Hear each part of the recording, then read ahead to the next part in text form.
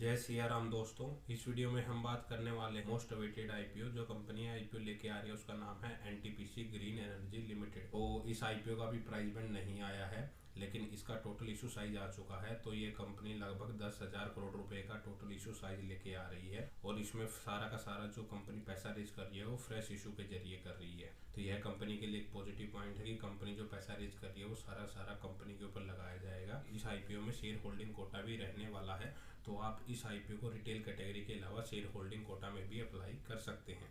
तो अगर हम इसके प्रमोटर्स देखें तो कंपनी के जो प्रमोटर्स हैं, यह एक गवर्नमेंट कंपनी है, तो इसके जो प्रमोटर्स हैं वो प्रेसिडेंट ऑफ इंडिया यानी कि भारत का राष्ट्रपति है। इसकी जो टोटली 100% प्रमोटर कंपनी है वो है एनटीपीसी लिमिटेड। यह उसकी एक सब्सिडरी कंपनी है। रिटेल कैटेगरी के लिए एक बुरी खबर ये है कि इसमें सिर्फ रिटेल कैटेगरी के लिए 10% कोटा ही रिजर्व रखा गया है।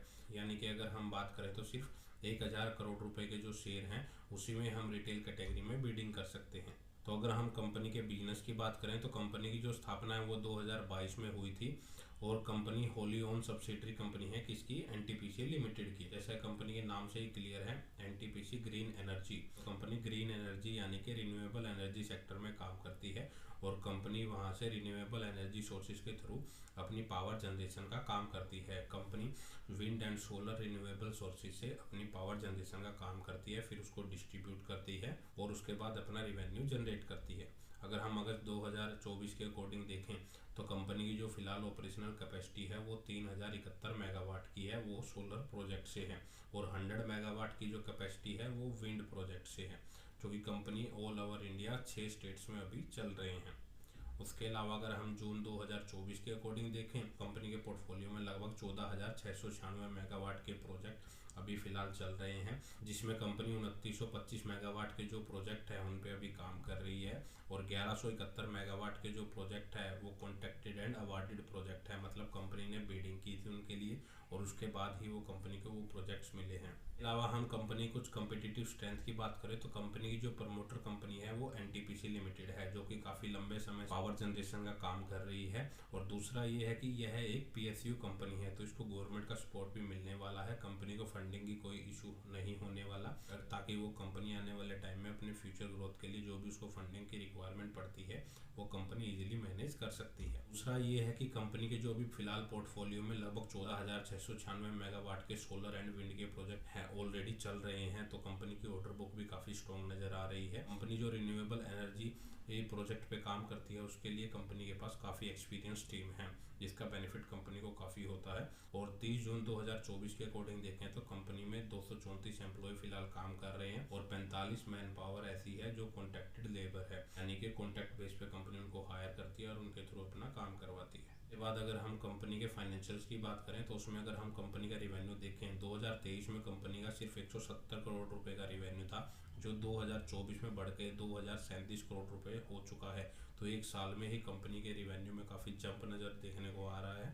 फाइनेंशियल ईयर 2025 के फर्स्ट क्वार्टर यानी कि जून क्वार्टर के अकॉर्डिंग देखें तो कंपनी का जो रिवेन्यू है वो 607.42 करोड़ रुपए रहा।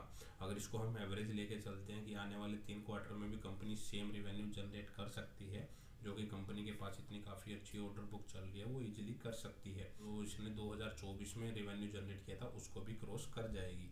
उसके अकॉर्डिंग अगर हम इसका प्रॉफिट आफ्टर टैक्स की बात करें तो कंपनी ने 2023 में 171 करोड़ रुपए का प्रॉफिट किया था। हालांकि 170 करोड़ रुपए के रिवेन्यू के अगेंस्ट में 171 करोड़ रुपए का कंपनी ने ज़्यादा प्रॉफिट किया है। हो सकता है कोई एक्सेप्शनल आइटम ऐड हो सकते हैं या फिर कंपनी की जो इनकम है वो अदर सोर्सेज से भी हो सकती है, उसका ब्रेकअप अभी यहाँ पे नहीं दिया गया है।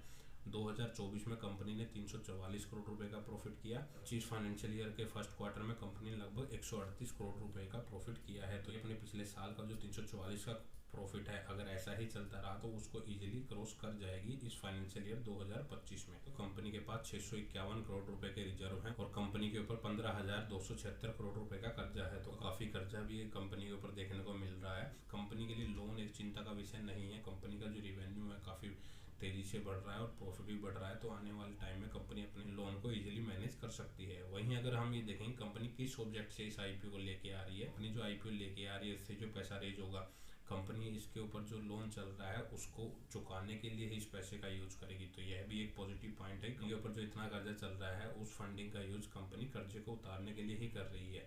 साथ ही जनरल कॉर्पोरेट पर्पज के लिए भी कंपनी इस पैसे का यूज कर सकती है। इसके बाद कंपनी का फिलहाल ग्रे मार्केट प्रीमियम देखें तो अभी जैसे इसका प्राइस बैंड नहीं आया तो इसका ग्रे मार्केट प्रीमियम भी आज 9 नवंबर के दिन 0 पे ही चल रहा है। इसका अभी तक ग्रे मार्केट प्रीमियम ओपन नहीं हुआ है। जैसे ही इसका प्राइस बैंड आ जाएगा हो सकता है कि हमें इसका ग्रे मार्केट प्रीमियम भी खुलता हुआ नजर आ जाए।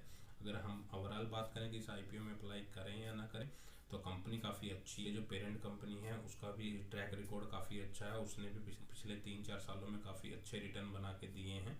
साथ ही यह एक पीएसयू कंपनी है, वो भी कंपनी के लिए एक बेनिफिट की बात है। और गवर्नमेंट रिन्यूएबल एनर्जी सेक्टर से रिलेटेड आने वाले टाइम में और भी बहुत सी पॉलिसियाँ लेके आ रही हैं, तो कंपनी को आने वाले टाइम में बेनिफिट हो सकता है। अगर आप एक लॉन्ग टर्म इन्वेस्टर हैं तो अगर आप इस आईपीओ को अप्लाई करते हैं तो उसको एटलीस्ट 4 से 5 साल के लिए होल्ड कीजिए, क्योंकि आने वाले 2030 तक रिन्यूएबल एनर्जी सेक्टर भी काफ़ी तेज़ी से बूस्ट करने वाला है। और इन जो रिन्यूएबल एनर्जी सेक्टर की कंपनियां हैं उनको भी काफ़ी बेनिफिट हो सकता है और वो काफ़ी अच्छे रिटर्न जनरेट करके आपको दे सकते हैं। तो जैसे ही इस आईपीओ की टाइमलाइंस एंड प्राइस बैंड आता है मैं उनको भी आपके साथ शेयर कर दूंगा। तो ऐसे ही आईपीओ से रिलेटेड अपडेटेड वीडियो के लिए हमारे साथ जुड़े रहिए।